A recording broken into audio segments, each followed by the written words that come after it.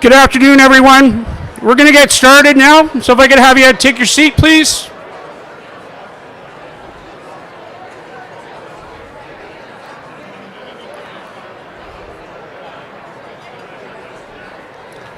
Folks, we got to get going here. So, ladies and gentlemen, esteemed guests, and members of the Barrie business community, good afternoon. My name is Paul Markle. I'm the CEO of the Barrie Chamber of Commerce. It gives me great pleasure to welcome you to the 2025 annual Mayor's Luncheon. It's the second year we've been able to do this since coming back from Armageddon, and it's great to see everybody here. Full house, 305 seats, which is about as many as you can squeeze into this room. So we're very appreciative of the support, and I know that the mayor and his office are as well. Before we begin, I wanted to start with the land acknowledgement, as traditionally what we do, to acknowledge the land in which we live and operate. So in keeping with Indigenous protocols and building respectful relationships between Indigenous and non-Indigenous peoples in Canada, it's customary to acknowledge the traditional territories and ancestral lands of the Indigenous peoples. Barrie Chamber acknowledges that this land on which we operate has been the site of human activity for 15,000 years. This land is the ancestral land of the Wendat and Anishinaabe nations. The treaties that were signed for this particular parcel of land are the Williams Treaty, Robertson Superior Treaty number 60, Penetanguishene Purchase number 5, and the Nottawasaga Purchase number 18. We're dedicated to honoring Indigenous history and culture, and we recognize the enduring presence of Indigenous peoples on this land, and we're committed to moving forward in the spirit of reconciliation and respect. Miigwech. Before we begin, I want to acknowledge as well that we've got a number of really important people in the room, but as well we have sponsors, and without sponsors we can't run events like this. So I want to acknowledge Paul Sadlon Motors is our title sponsor, Barriston Law, Invest Barrie, the City of Barrie, Sky Development Corp, Electra Utilities, Bruton Investment Group for our centerpieces, and BarrieToday.com. Support for these events obviously allows us to make sure that we have a great dialogue with our community. And although everybody in the room is important, we also have some dignitaries in the room I want to acknowledge. His Worship Mayor Alex Nuttall, Deputy Chief Burke from the Barrie Police, members of Barrie City Council, MP John Broussard, MP Doug Shipley, Paul Sadlon Jr. and his team. I think Paul's away looking after a senior today, but he sends his regards. Andrea Kanjan and Doug Downey, the President of the Barrie Chamber of Commerce, Celine Bardai, Barrie Chamber board members, Tina Sauve, Leah Smith-Size, Andrew Gubbles, Patricia Dent, Bruce McGilvery, Karen Johnson, Sarah Dobson, Rob Newman, past President Richard Lardner, and past President Todd Tuckey. The Barrie Chamber is a non-for-profit, member-driven organization dedicated to advocating for and supporting Barrie business community. And as we approach our 100th anniversary in 2026, we remain focused on empowering local business through advocacy, resources, and connections that drive growth and success. Our collaboration with elected officials enhances our ability to address challenges and explore opportunities that benefit both business and residents, and we recognize that social issues are business issues, and our shared prosperity relies on tackling challenges like housing affordability, workforce development, and mental health. To better understand and serve your needs, we encourage you to complete the survey that's on your table today. These are postcards with QR codes on your table. They will take you directly to the survey. The survey has Belleville Chamber of Commerce on it, but don't worry about that. There are 17 chambers that work in a social issues working group, put the survey together, and it talks about the impact and the cost of homelessness and opioid and addictions in our core. We want some information, fact-based information back from our businesses about what the cost and the impact of this particular issue at this time.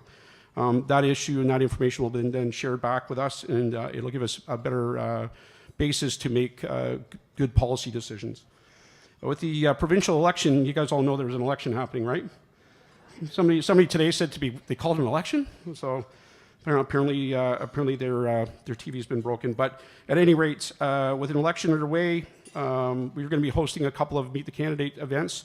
We'll have an opportunity to hear our provincial candidates' platform, and we'll be putting forward some business issues to them to see where their heads are at with that. Barrie is a city with incredible potential, and by working together, we can ensure a strong and thriving future. The Chamber remains committed to supporting our members and fostering economic development. At this time, I'd like to welcome His Worship Mayor Alex Nuttall up to the stage to provide some insight and update I know that they've had a few things happening in council over the last couple of years. I think it's going to be interesting to see what successes they've had, and I know I'm looking forward to hearing the mayor today. Thank you.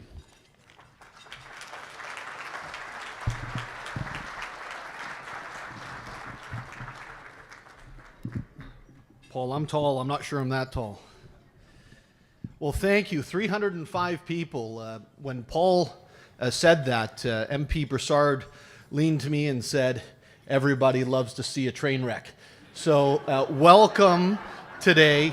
And, I'll hopefully live up to the train wreck. But it's a beautiful day. And thankfully, the weather held off for us. And we'll be able to spend some time talking about what Council's been doing over the last number of years and some things that are yet to come. And so I want to say thank you to my Council colleagues for being here today. I'm going to rat out Deputy Mayor Thompson, who took off for Florida and didn't stay to be with us today. But that's okay. We won't tell anybody and we won't hold it against him. I also want to say thank you to all of our senior staff.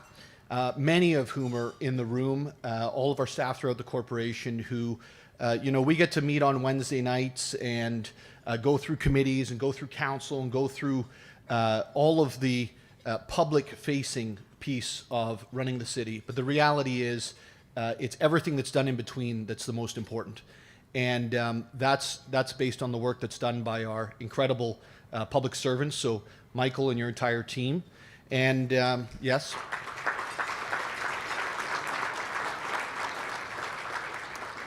And as you can tell, when I'm not embarrassing myself, I like to embarrass other people. So I'm going to say, Jeff, this is your first time out here. Jeff Schmidt just joined us. Welcome to the city, or back to the city, and we're excited to be working together. I'm just going to make sure I'm at the right place here, and it's been a very busy year, and Council has really focused on the things that we set out to do and accomplish when we were first formed as a government. So we met together, we decided, hey, you know what, we want to be a fiscally responsible council. I think that we've been living up to that. We've held the city operations budget at 0 for 3 years straight. We'll be doing that for a 4th year, and so the entire term you'll see that there are not tax increases that are supporting any city operations. And instead, we've been trying to invest in the things that people have talked about for generations, but we haven't actually had them come to pass. And that can be everything from fixing a road, which we'll get into later, to those big city building items like a performing arts center, or the cadets being able to find a new location, or a university in downtown Barrie, and being able to actually fund those in a fiscally responsible way. We've also been focused on safety, school zones. You've seen the cameras that, hopefully you see the cameras before they see you in the school zones. And what we've done is tried to make those school zones safer. And every dollar that comes in, we reinvest back into making sure that our streets are safer. We had the announcement of Lakehead University, as I just said, and that was about 3 months ago, 2.5 months ago for downtown, right at our transit terminal. And we've had some record numbers in parts of our city. 4 million riders on Barrie Transit last year. That's a first. And over 1 million people visited the Peggy Hill Community Center last year. And so people are using these city services. And I think that if you ever get the opportunity on a Friday or Saturday evening to go by our rec centers, they are people places. They are literally community centers in every sense of the word, where there are thousands of people coming in and coming out and really enjoying that time together. So I'm going to ask, there's kind of one announcement at the beginning of this and one announcement at the end of this, and a whole bunch of information, data in between. And I'm really excited about this first piece, and I'm actually going to ask for Craig Stevens to come up with Chaz. Where are you, Craig? I know you told me. Here he is. So Craig Stevens is going to come up and talk a little bit about a very special announcement for downtown Barrie. Craig, over to you.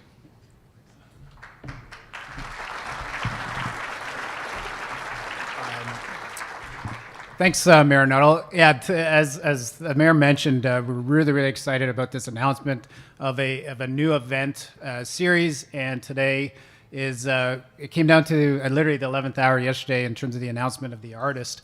But before we get to that, the excitement really is twofold. One is that the anticipation. This announcement will be when the weather it will be warm and no snow, which I think we might be all looking forward to. But the other excitement is really the past. And what I mean by that is I just literally got this off the press, and I just like to acknowledge Kathleen Trainer from Tourism Barrie, who provided this report. But what this is, she's done great work. Tourism Barrie's done great work. We finally have numbers on what festivals and events mean to Barrie. And this is a collection of 14 events along our waterfront and our downtown, of which include Downtown Barrie's Open Air Dunlop Series, which last year had the Butter Tart Festival, the Car Show, had the Air Show, and many other events. But this also includes all the other events that you might be familiar with, including Kempenfest, the Dragon Boat Festival, Winterfest, Noella, the Santa Claus Parade. And what that means is last year, those events had almost 1 million people attend over that season with an economic impact of $31 million. And so that's pretty awesome.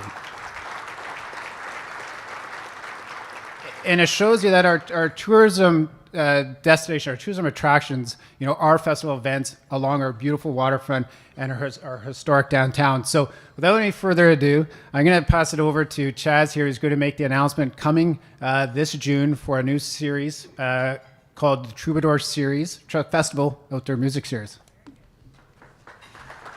Thanks, Craig. As Craig said, I'm Chaz Hay. I'm with Hay Bear Productions. We've been promoting music in Barrie and Central Ontario for over 10 years now. And it kind of feels like it's been building to this moment. We're really excited to announce that Canadian country star Dean Brody and his band will take the stage at Meridian Place for a free show on Saturday, June 14th. So if you're not a big country fan, let me tell you a little bit about Dean. I first met him back in 2009 when his debut album was released. And since then, he's had 34 top 10 singles, 8 #1 hits, 18 Canadian Country Music Awards. He's won 2 Juno Awards, and he's had more than 430 million global streams.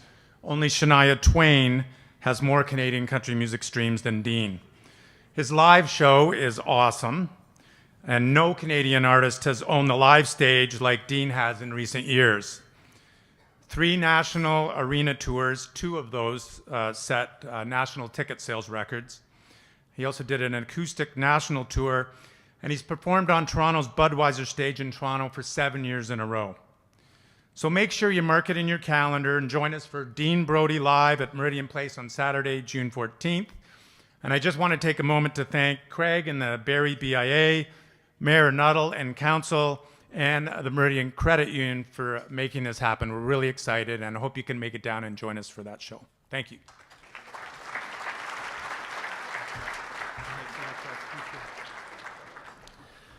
So this is a really neat thing. We built this stage about 15 years ago now. I think at that point, Councillor Shipley, Councillor Broussard, Councillor Prowse were all on council there, and we approved this to be done. The BIA raised some money. We got the stage in place. And I think once we started really understanding what we had, COVID hit. And we haven't really had the opportunity to showcase either to the people of Barrie or to those who would come from out of town what we have to offer in Barrie's downtown. And so throughout the summer, this concert series will be taking place. We expect tens of thousands of people to come to these concerts right in the core of our city. And the beautiful part of it is you're not even paying for it. The beautiful part of it is this is paid for through the municipal accommodation tax, which is the hoteliers every time they rent a room to somebody coming from out of town. There's a little piece that's put into the city to be able to fund Tourism Barrie and also to be able to fund these types of things. And so it's really going to open up our downtown. We've done it in a fiscally responsible way, and there's going to be lots of exciting announcements coming forward. And again, we're excited. We're looking to raise a total of $100,000 towards this. It's about a $250,000 price tag overall. Meridian jumped in with $25K at the top of it. But if you're interested, we'd love to speak to you about it. And when I say we, I mean Craig Stevens from the BIA. I don't. It's never good when politicians are taking $25,000 checks. That's what I know.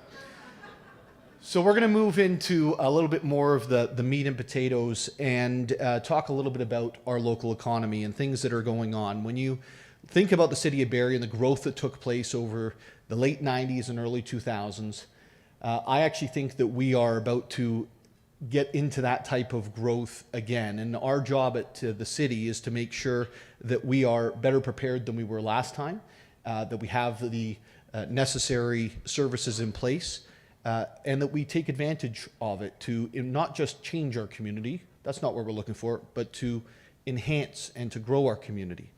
And so when you see these population growth trends coming, and you got close to 5,000 people last year alone, they're guessing it's going to be another 3,500 in 2025, and we're going to go into 2026 over 170,000 people living in the city of Barrie.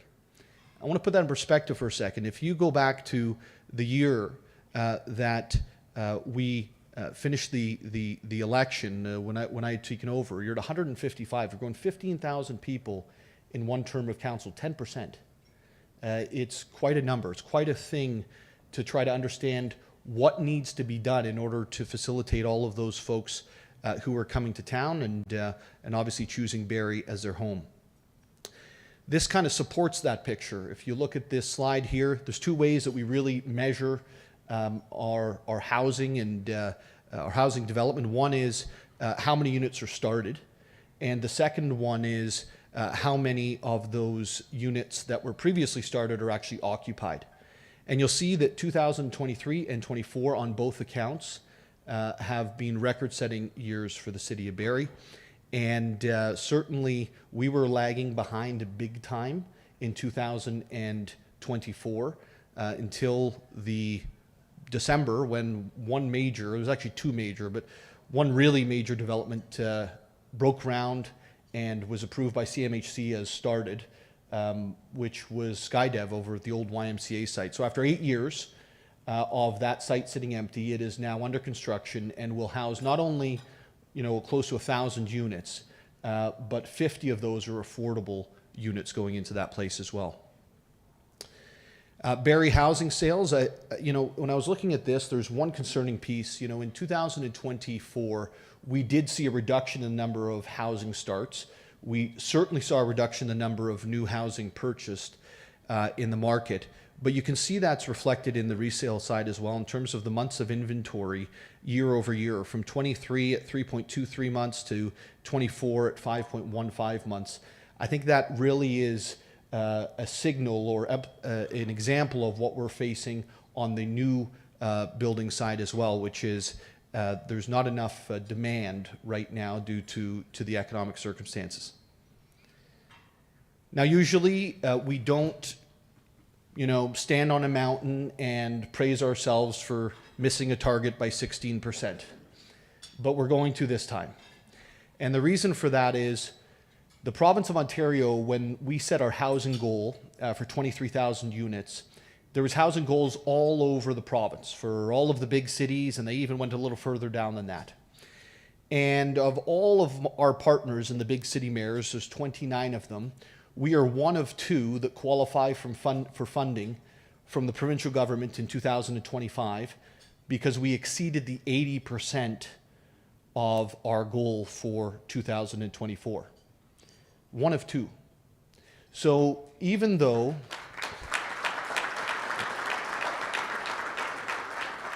see, you can get excited about missing goals as well. Even though we missed that goal, and we far surpassed it in 23, what it says is Barrie is still performing at a level that is better than anybody else in the province of Ontario. And I think that's incredibly good news. And that is, again, thank you to our public servants who are the ones who are powering the machine. When you look at other indicators of whether Barrie's doing a good job or bad job, we have a build, which essentially is a group of developers throughout the GTA, and they go off and they, speak with the different staffs, and they say who's doing things best, who needs to improve the most, and where can we learn from in order to help the other municipalities. Well, Barrie, for the third time in a row, this isn't the first time, the third time in a row was named number one. And to put it in perspective, you get that one time, it's like, hey, we did a good job over the last 2 years. You get it a second time, some would say it's lucky, right? When you get it 3 times in a row, you're in trend territory. And I think what it says is that we're not only are we good at what we do when it comes to housing, but we're constantly trying to enhance what we're doing and be better at it going forward. So again, incredibly proud of the folks at City Hall for all the work they're doing on this.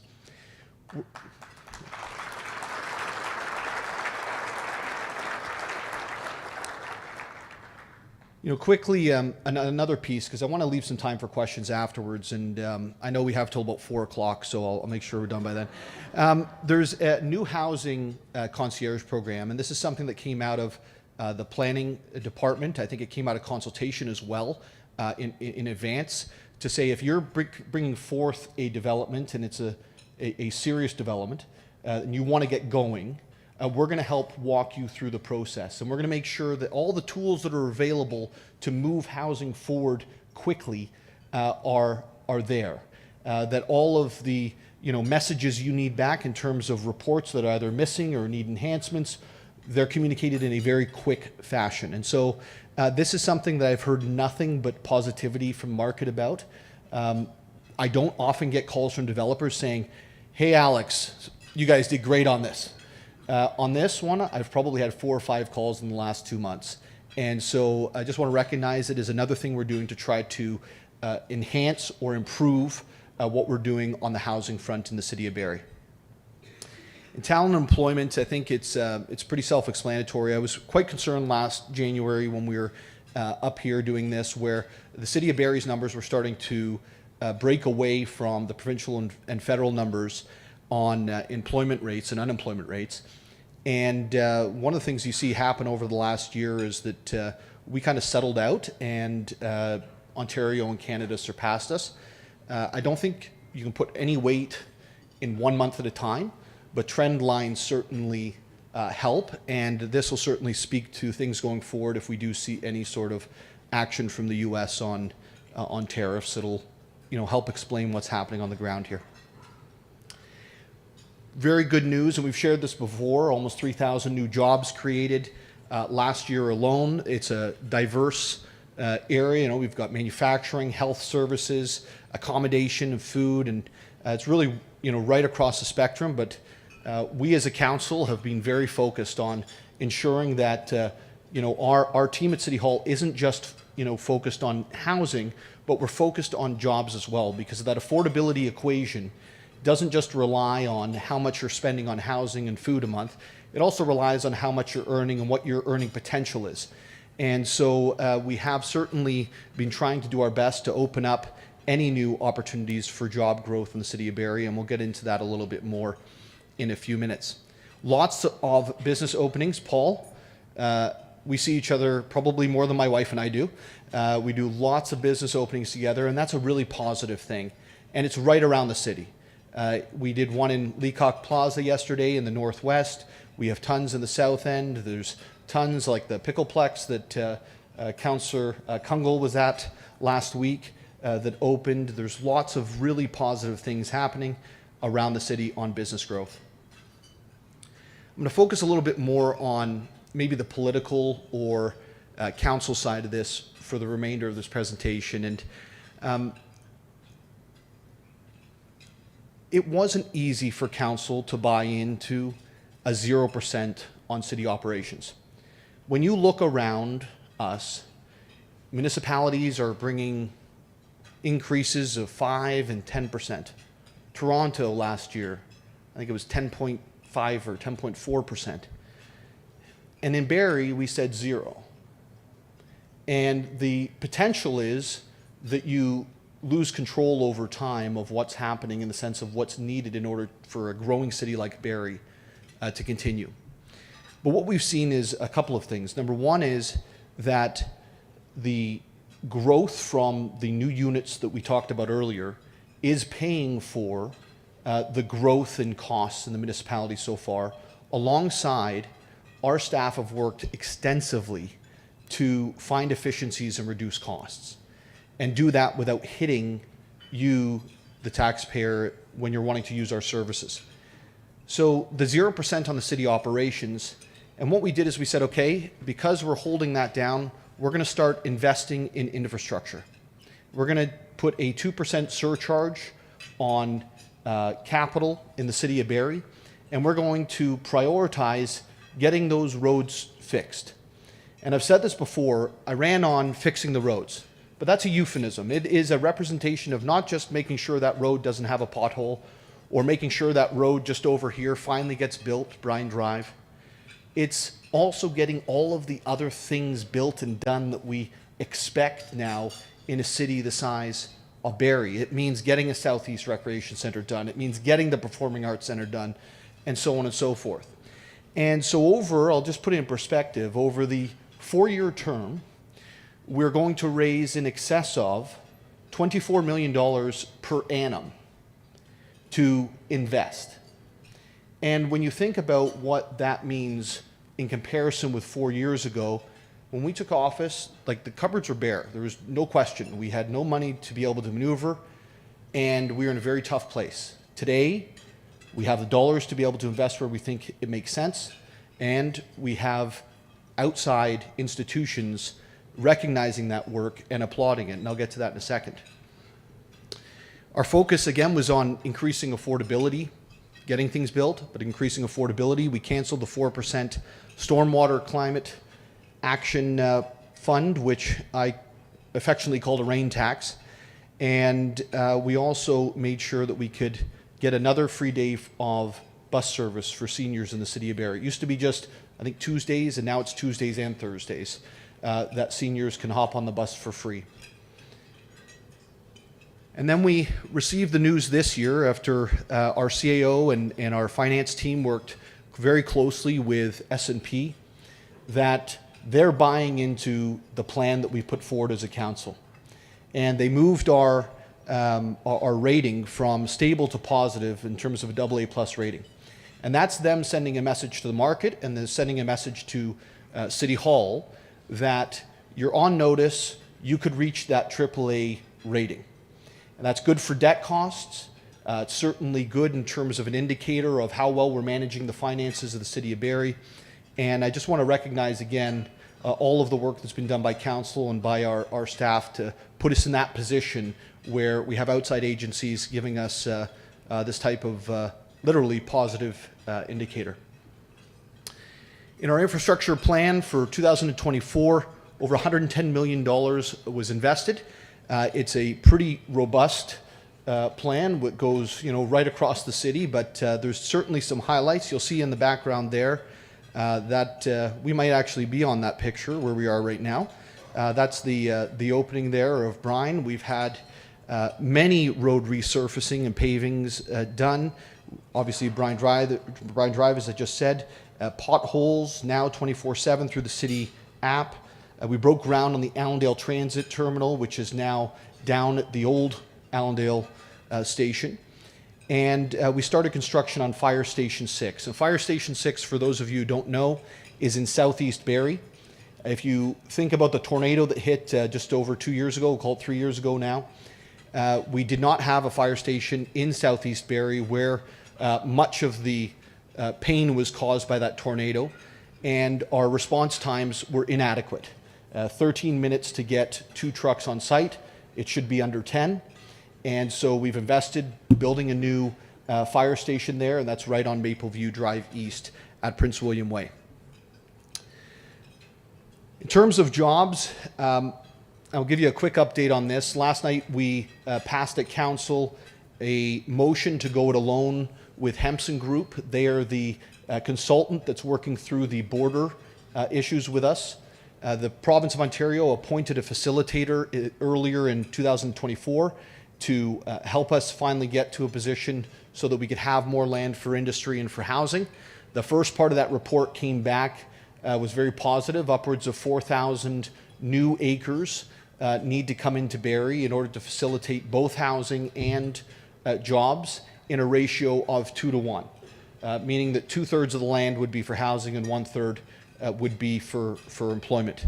To put in perspective, if you took that against the previous annexation of Innisfil, I'm guessing you'd be somewhere in the neighborhood of 10 or 20 to 1 housing to employment. And it's taken a very, very, very long time in order to be able to bring those lands online. I would reckon that we'll know something in the next 3 to 4 months on what it's going to look like, what the finals will be with regards to a border move to the north. And certainly it requires the provincial government to sign off on it. So there's lots more work to do on that front, but we'll be moving forward with Hempstead by ourselves. In terms of our trade missions, we were in Germany. We had quite a robust group, Barrie businesses, some of our members of council. We had a follow-up actually this morning. Stephanie hosted a member of the Canadian Foreign Service in a kind of an update on how we can do business with German companies. We are blessed in Barrie. We have, I think it's 5 or 6 German companies that have chosen to call this city home and employ folks here. And so we really want to build on those successes. And certainly it was an action-packed 7 a.m. until midnight when we were in Germany there. And we also brought on a sister city. And I say sister very, very,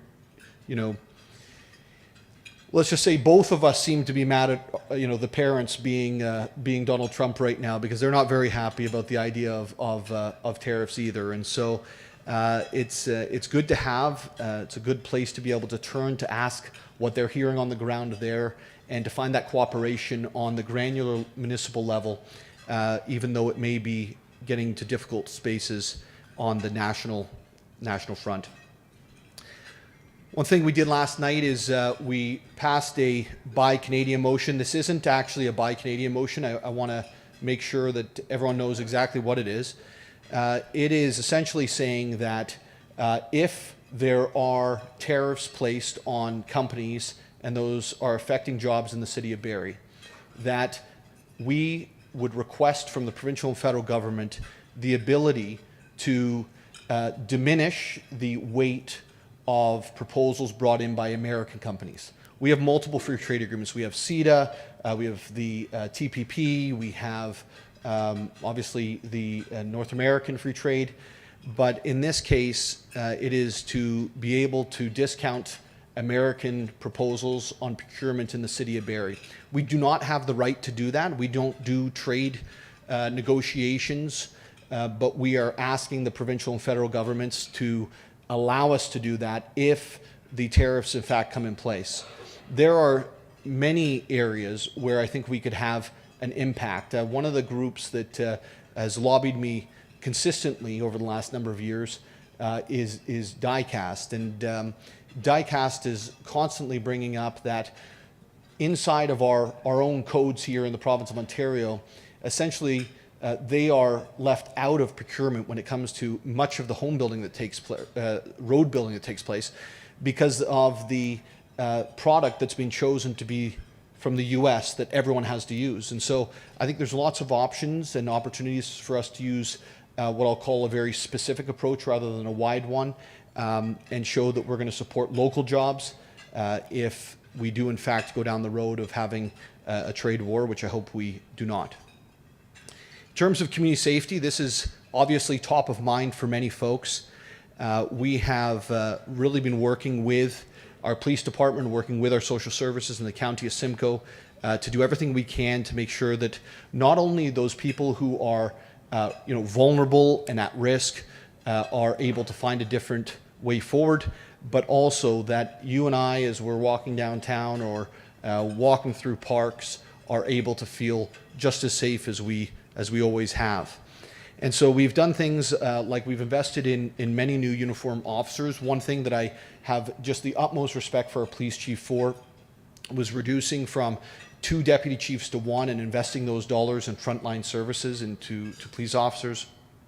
And we've rewarded that as well as a police board, approving budget after budget that did give more resources for policing on the front line. This year, the police department proposed roughly about a 6.25% increase, and we increased that to just under 7 to allow for the hire of 7 new special constables that will be focused on the downtown Barrie area. And so there's lots happening on the policing front to try to rebuild that image issue that I think it exists, but it's more than image.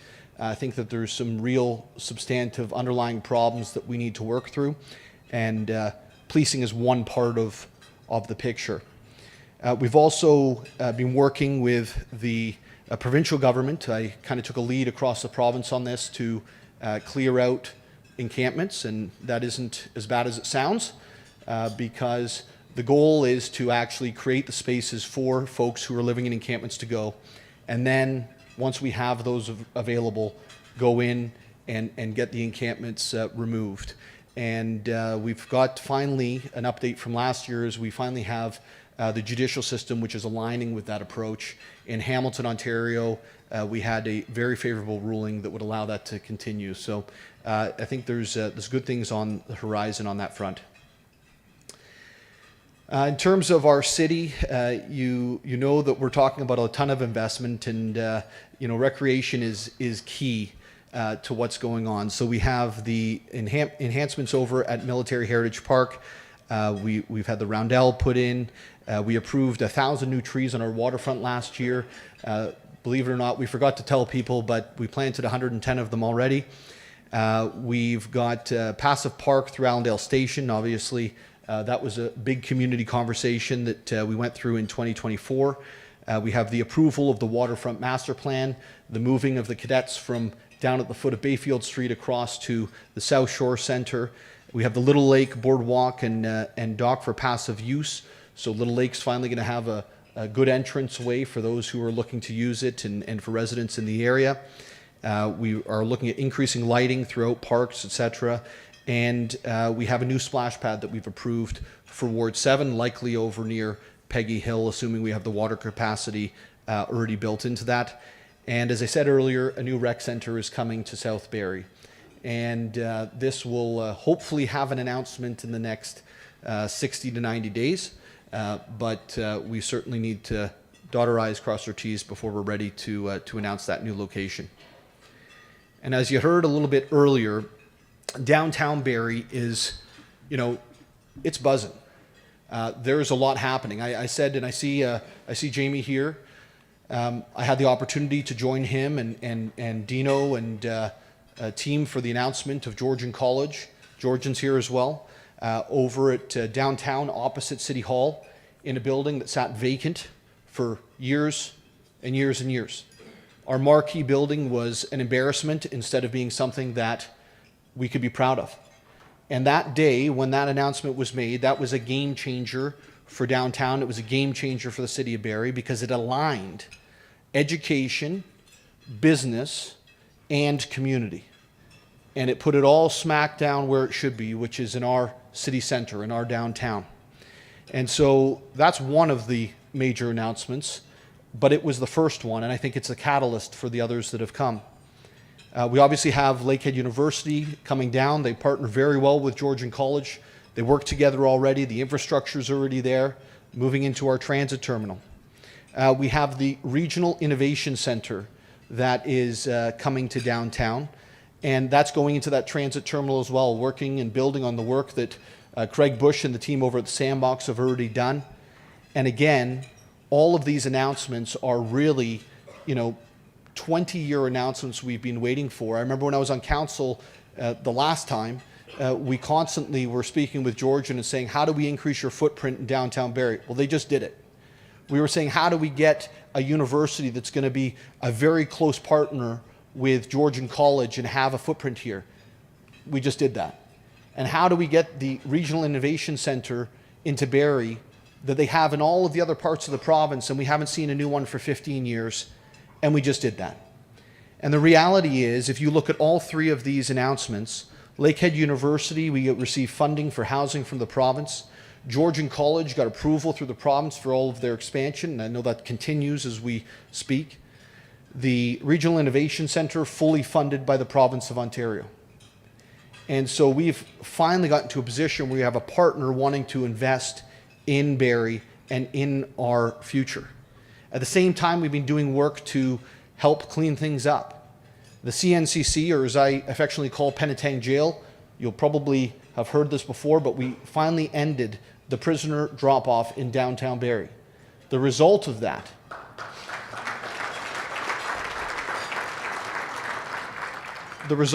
is 503 individuals have been able to get closer to home, if not home, and they're not just dropped off on the side of the road in the city they don't know in Barrie.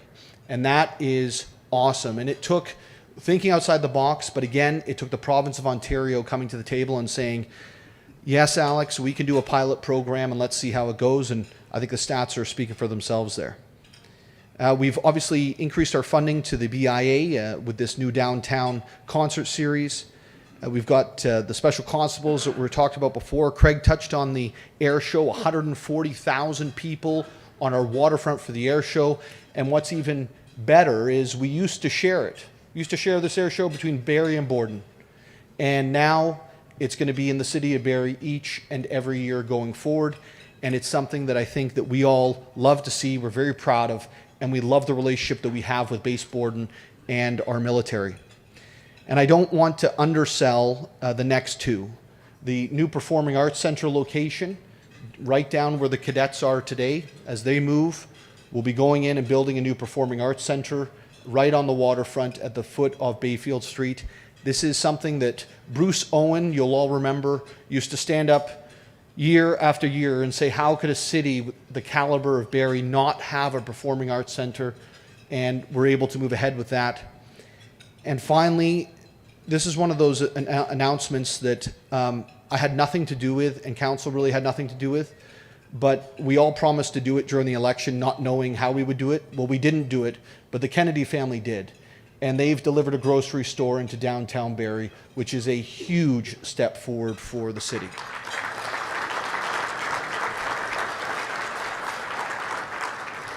And I'm going to ask, first I'm going to ask Doug Downey and Andrea Kanjan to stand. Whereabouts are you? Now, we were supposed to be doing some things together here today, but somebody called an election. And I'm asking you guys to stand for a few minutes here. They're campaigning, so they can't do this, say this, or be part of this. But I want to be very, very, very clear. We have never, ever, ever received the funding or partnership in the city of Barrie that we're receiving right now. We just haven't. We talked about 3 of them already. Last week, we received another $18.5 million to have more homes built down Mapleview Drive East, allowing for the widening of Mapleview Drive, for some culvert work and some other things to take place. It is a massive amount of money that I didn't even know we applied for, to be honest with you. But these folks worked with our staff and got it done. We've had... and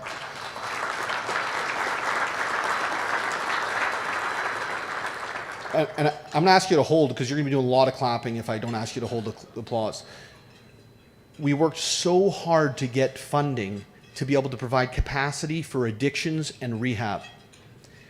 It's been missing, not just in Barrie, but in Ontario and most of Canada. There's been a focus on injection sites rather than on addictions and rehab treatment. And we now have, as of this week, or I guess was it this week? Yeah, it was this week. Oh my God, it's been a long week. This week we had $6.9 million for 3 years, totaling $19 million, being invested in rehabilitation services here in the city of Barrie. Not a place that you're going to have everything spread out and not working together and silos existing, but having a system that's going to actually coordinate housing, coordinate addiction support, mental health support, having healthcare professionals come in to maybe deal with things like trench foot, and these things are all finally getting done. $19 million for that. $3 million to help with encampments this week that we fought very, very hard for, and they finally delivered for us. And you've heard us talk about jobs over and over and over and over again, but we have nowhere for them to be built. And this week, we received an additional $34.5 million to bring a pipe down Huronia Road across Mackay. It'll bring on a gross area of about 500 acres of new industrial land for the city of Barrie, and it will connect over to all of the housing projects that are to exist in southwest Barrie. And that doesn't happen by accident. It happens when your council and your representatives on the provincial level are working together. So thank you so much for that, because it's game-changing for us.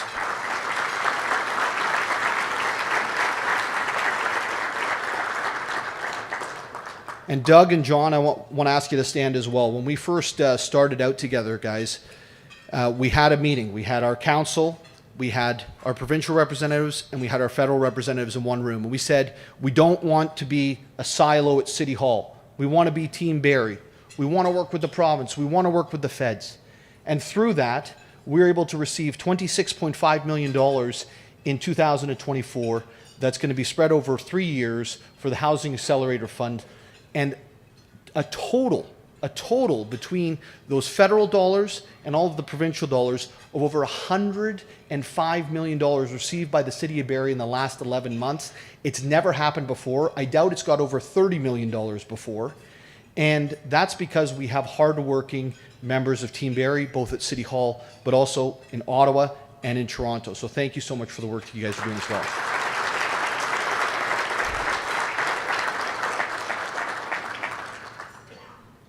Now, I think that says it all. We're just getting started. And before we go into any questions, I want to say what I mean on that. We've approved a lot of things on paper, right? And it's really easy to approve stuff and say, yes, I want a performing arts center. Yes, we want to have the cadets have a much safer space and a better place to do what they do. Yes, we need a university. Yes, we need to expand Georgian College downtown. Yes, yes, yes, yes, yes. It's much more difficult to see them all through. And so when I say we're just getting started, it's not because I'm coming back in the next speech and saying we're doing another 20 different things. It's to say that we're just getting started. There's a lot of implementation and a lot of work to do over the next number of years to ensure that we actually realize the vision that we've started here in Barrie City Council. I want to say thank you so much to the Chamber today, to all of you for listening, and hopefully I gave you the train wreck you were looking for. Cheers.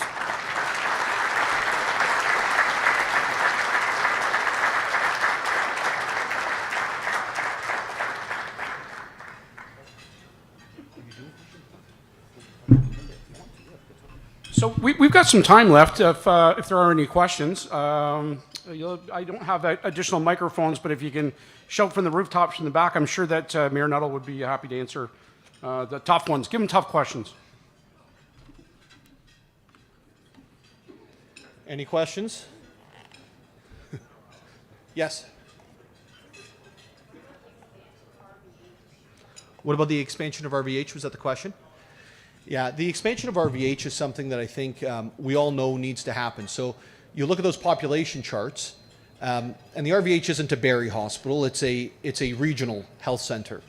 And so you look at those population charts. It doesn't take long to realize, hey, Barrie's exploding. Well, the reality is Innisfil is exploding. The Midhurst secondary plan in Springwater, it's growing. And so it only gets worse when you start to look at the stats around the number of individuals. We are very in favor of the RVH expansion. I think that some of the numbers are still being worked out, but I'd reckon in the next 12 months we'd have some sort of announcement on that in terms of where the city stands. And I know that our provincial folks are constantly hounding the province on it. And I know that because I received a call on Tuesday just before the election call from the Premier's office saying, we're working on it, we know where we need to go with it, it's not going to happen before the writ gets dropped. And so we have some positive in the sense that they're on it, they see it, they know it's coming. but we don't have the full approval from the province yet. Any other questions? Yes.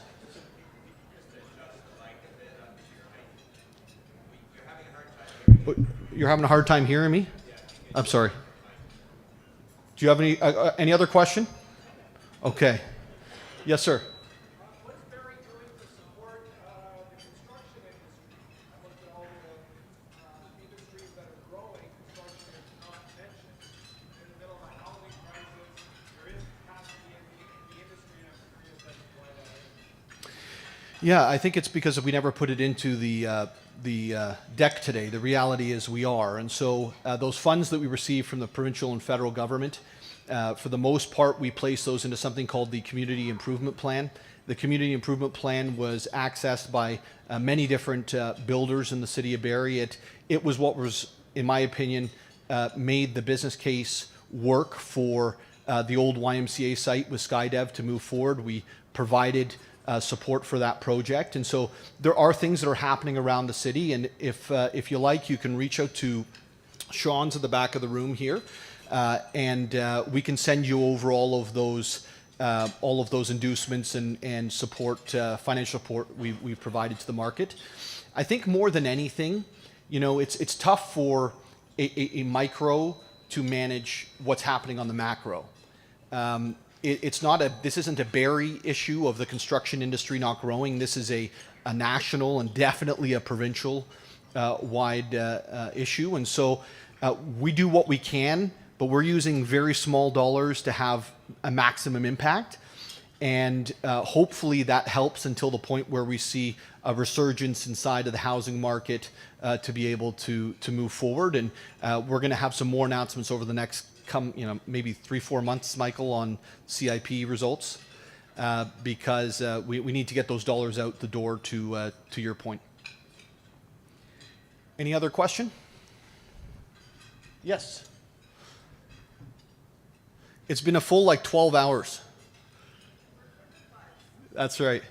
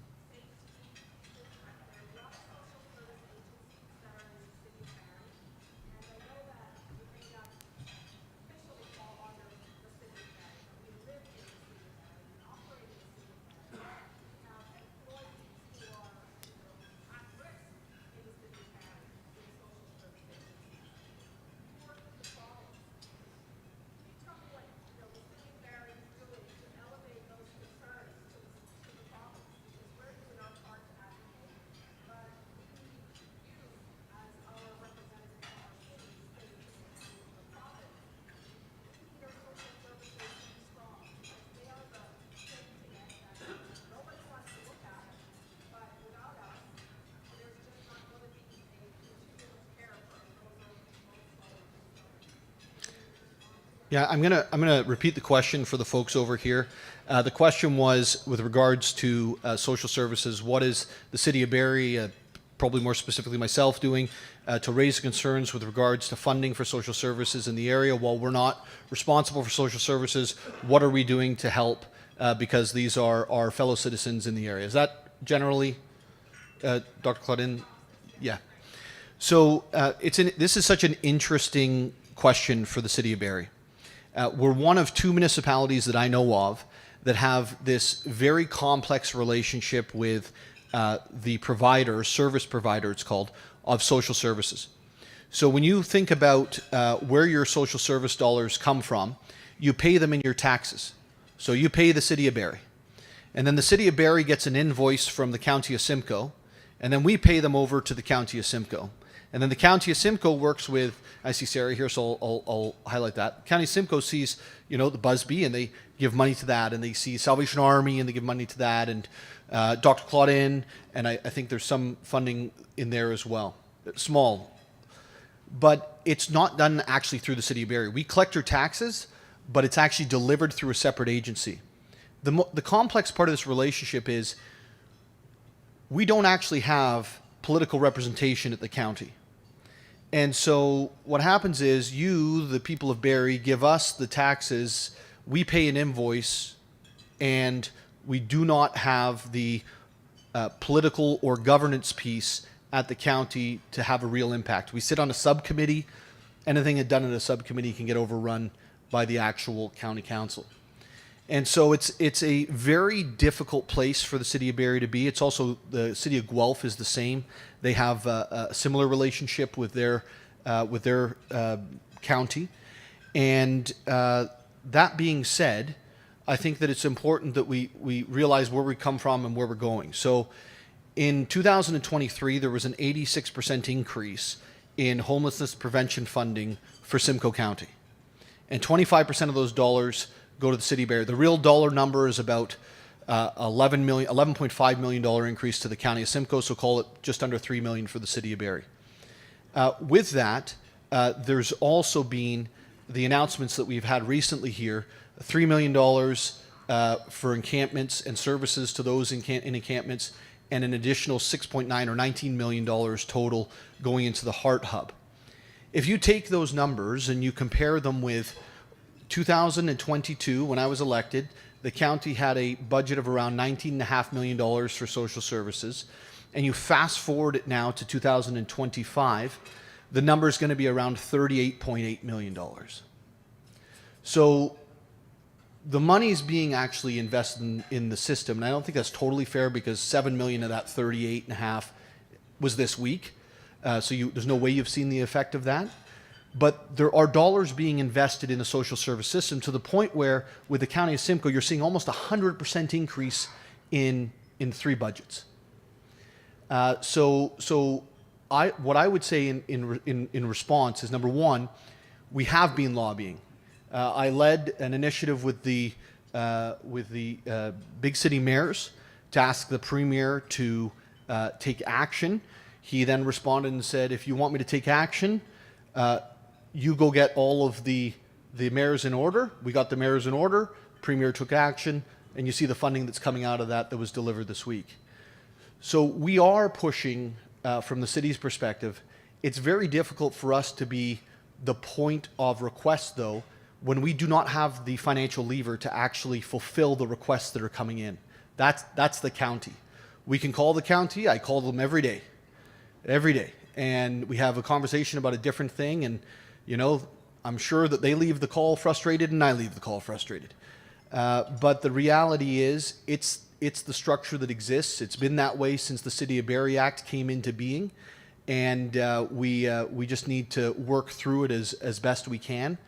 We have been, and hopefully a year from now, Dr. Claudine will be able to come back and say there's been some very, very, very strong movement on this subject matter.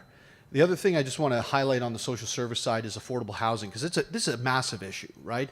Like, I grew up in a place called Mill Creek. It's social housing. It's just on Yonge and Big Bay. And Mill Creek was the last major build of affordable housing in the city of Barrie, and I grew up in it. Like, how does that make sense? How can your city grow like it has and you don't have anything coming down the line? So the county is now putting in about 230 units, and I'm going on memory, so don't quote the exact number, at the Rose Street, the old OPP. We have the Skydev development that I talked about earlier, the first phase, 36 units. Coral at the corner of Sophia and Bayfield Street, putting in, I think, just over 100 units, of which 46 would be affordable.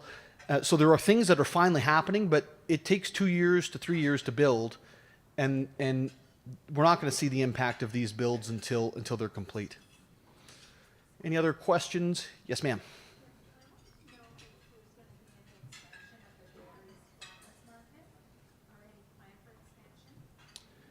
There was a question on the plan for expansion of the farmers market. That's not a city-run thing. It's actually run by the farmers market. They have a board of directors unto themselves. They have made some requests. I think we had a presentation about a year ago on building some stalls and different things. I know Councillor Kungle was working with the farmers market on that.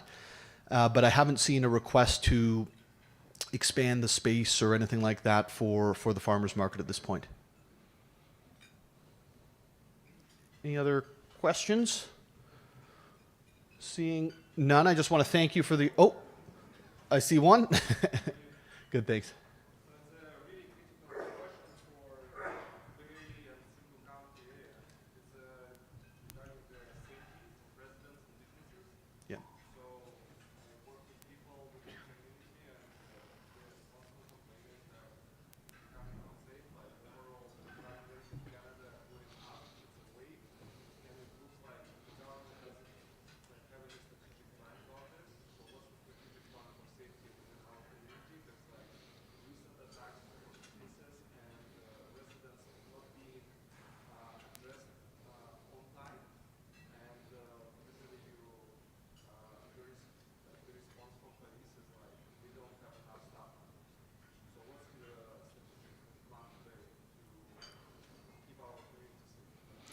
Yeah, it's a good question. So I talked about a little bit of that in here, but I think we could spend probably a full day on this discussion. The question, sorry, for the folks over here was about what's the plan with regards to public safety and what's the city doing to deal with the scourge of criminal activity that's happening in every city center across the country, probably North America, but definitely Canada. You know, there's a few things that we need to take in consideration when we're looking at the Barrie Police Department, and you know, I apologize, guys, that we're going to do a little bit of an enema here as we talk about it. But the reality is that the Barrie Police Department has 225, and in 2023, there's 225 police officers commissioned that were working the street. We set a level of 250 police officers would be a safe number for our community. We have 25 of them that are off for varying reasons that couldn't go to work and actually contribute as a police officer anymore. That number's improved over the last 2 years. We're now at 232. 234 officers that are now active on the street. But that 250 setting that we put in place was in 2018. Okay, so if we go, can I go back into this or no?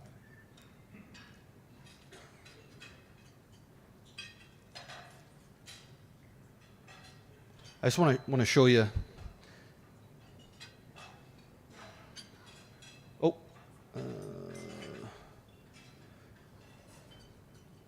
there we go. So if you go back to 2018, it's not on there, but 2019 was 150,000 people. So let's say it was 146,000 people. You know, we've grown by 20,000 people since then. And that 250 number of what would keep the community safe hasn't grown. All that's happened is we've gone from 25 officers on leave, and now it's 16 officers or 15 officers on leave. And so as the population's growing, we haven't seen an increase in the capacity to have officers on the street.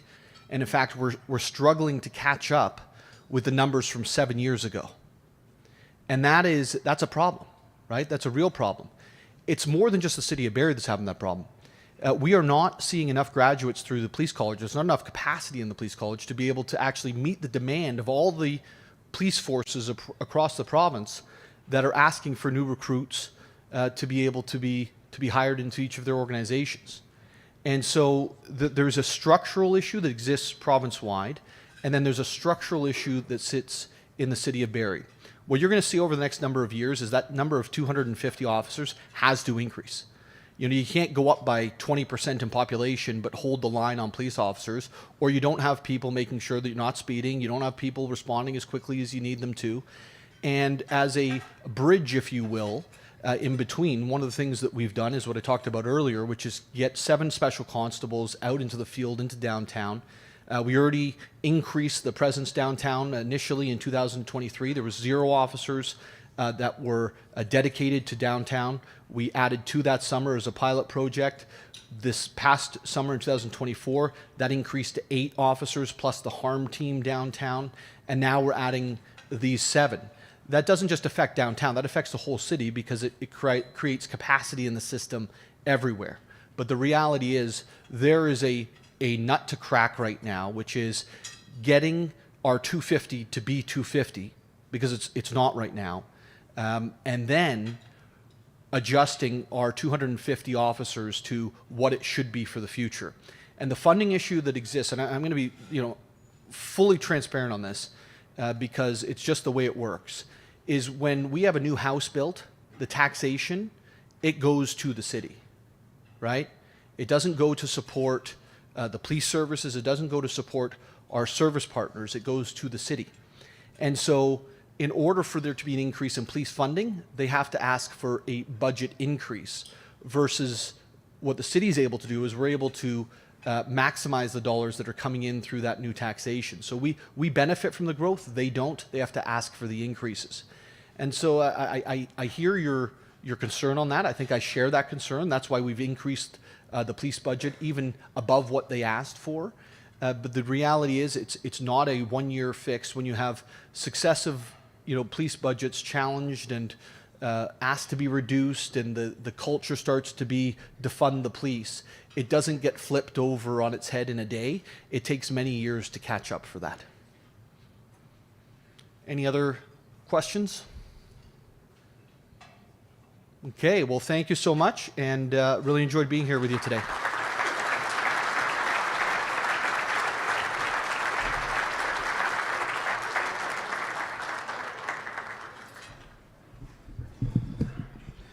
You know, there's a saying in my family, one of our 5'6" is a freak, and you can see it with the microphone every time I come up here. Well, thank you, Mayor Nuttall, for your presentation today and for the update. A couple of fantastic announcements. My other hat is I'm the chair of Kempenfest, and I can tell you that the work that we do with the city, with Tourism Barrie and downtown BIA, to make this a better cultural city, you know, these kinds of announcements are very important. And those kinds of events are so important to driving having a major economic impact on our city. So when I hear these kinds of announcements, they're fantastic. I also have the privilege of working with other communities and other chamber executives. And I can tell you that to a person, there's a lot of envy about what happens in Barrie. We have fantastic political leaders at all levels, and they care about the city.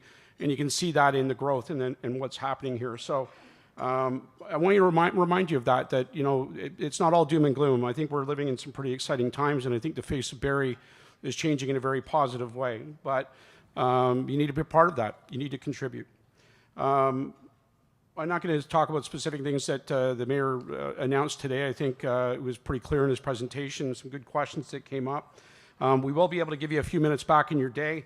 I only have about 4 more pages here, so we'll just bear with me and we'll get through that.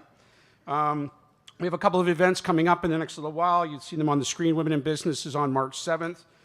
We had a record number of entries this year for those awards. Tickets are already at 50% sold out, so if you're interested in coming to that event to support our fantastic female entrepreneurs in the city, I would encourage you to get tickets soon. Our next BA5 is on February 15th. It'll be at Barrie Families Unite, another amazing organization in town that does a lot to support those in need. And certainly they could use your support, and everyone's welcome. We also have this political thing happening. Andrea and Doug obviously will be a part of that. Meet the Candidates Night will be late in February. We're just working on some of the dates there. Obviously, we're not sure of all the candidates at this point, so capacities need to be worked out. But please come out to that, express your concerns, meet the candidates, and hear what they have to say. Lastly, please visit barriechamber.com. We have a survey that we've got the cards on your table. Help us to better form the policy work that's done by my colleagues, and help us provide some good data back to the city on what real businesses think about the impact of homelessness in our community. And finally, I want to thank our sponsors, Paul Sadlon Motors, Barriston Law, Invest Barrie, the City of Barrie, Sky Development Corp, Electro Utilities, Bruton Investments, and BarrieToday.com. And I would say that Central Ontario Barrie, Rock 95, 107.5, and Barrie 360 also play a good part in being a great media partner for us. And again, for making today's event possible. And with that, I will say have a safe afternoon. Please enjoy the lovely weather while it lasts, and we hope to see you at our next event. Good night.